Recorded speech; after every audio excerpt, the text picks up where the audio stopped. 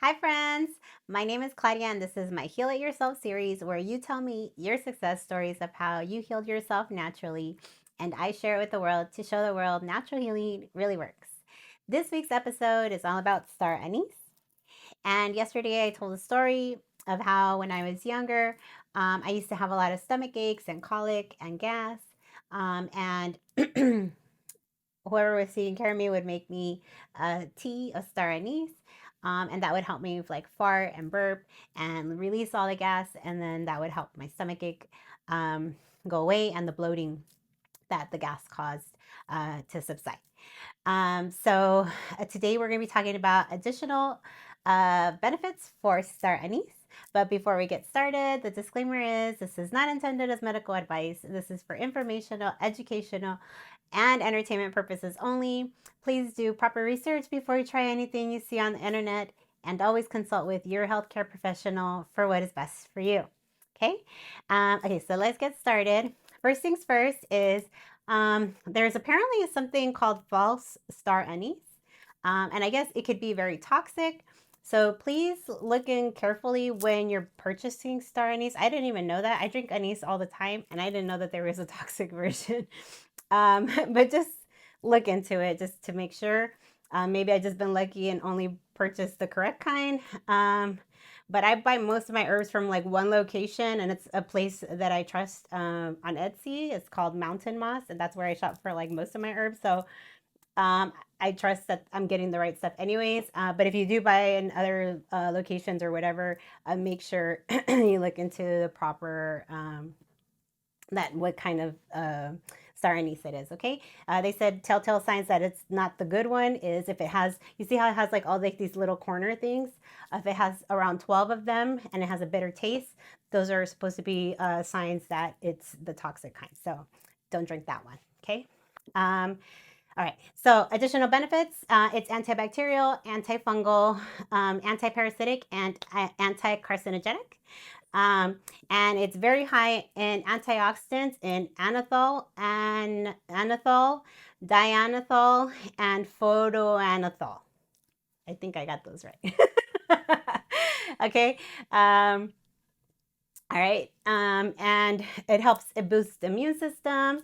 It also has shikimic acid or shikimate. Um, and this is one of the most popular pharmacologically relevant attributes of star anise is the shikimic acid content. Shikimic acid is a compound with strong antiviral capabilities. In fact, it's one of the main active ingredients in Tamiflu. So if you've ever heard of Tamiflu, this is one of the active ingredients in there, and it's also in star anise. Okay. And it's popular medication, which is a Tamiflu is, if you don't know, it's a popular medication for treatment of the flu. Okay. And shikimate or shikimic acid is, and I hope I'm pronouncing that right, but y'all can correct me in the comments if I'm not, is known to neutralize the spike protein from the experimental. So if you got that and you regret it, or you're having adverse effects because of it, definitely look into some taking or implementing, or no, not implementing, incorporating star anise in your daily diet. Drinking, I drink a lot of the tea. I just prefer it in tea form, but and we'll talk about how we could consume it or take it in the next video. Not today, but maybe tomorrow. So I'll talk more on those. But yeah, definitely see about including it into your diet if you are looking to try to mitigate some of those effects. Okay. All right. So others, these are going to be backed by studies. Okay. And I took this information from a website called Healthline. So if you want, you could look it up on Healthline. It's www.healthline.com. Okay. And you could just type in and research specific herbs and things. You can find more information there. They usually refer studies that have been done, whether they be on humans or in animals or in test tubes. So I think that website is pretty amazing. Anyway, Um, so these are study backed. So it may reduce symptoms of depression. This is backed by a couple of studies, one done on women with postpartum depression, and another one done on people with mild to moderate depression. So if you suffer from depression, maybe just start taking some star anise tea every day. Maybe it'll make you feel better. It's worth a shot. I always say when it comes to natural stuff, because it's not very likely it'll be toxic. I mean, there are very few that are.